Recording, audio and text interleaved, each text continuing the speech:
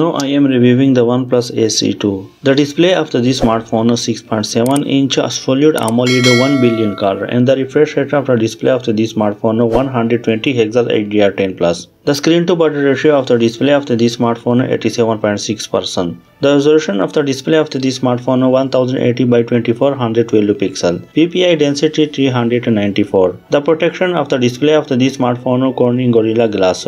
Now I am telling about the operating system of this smartphone Android 13 Color OS 13. The chipset of this smartphone Qualcomm SM8475 Snapdragon 8 Plus Generation 1 4nm. The CPU octa-core and the GPU Adreno 730. Now I am telling about the card slot is not available of this smartphone. The internal memory are available of different type and the RAM is also available of different type of this smartphone UFS 3.1. The main camera of this smartphone are triple camera. The feature of the main camera dual LED flash and HDR panorama. The video of the main camera of this smartphone 4K into 30 fps, 1080p into 30 and 61 and 120 fps GRIO EIS. The selfie camera of this smartphone is a single camera. The feature of the selfie camera of this smartphone HDR. Now I am telling about the video of the selfie camera of this smartphone 1080p into 30 fps GRIO EIS. The loudspeaker is available with the stereo speaker and the 3.5mm jack is not available of this smartphone.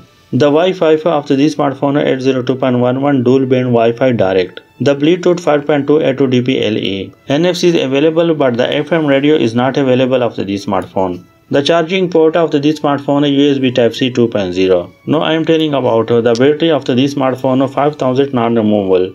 The charging wire of this smartphone 100W.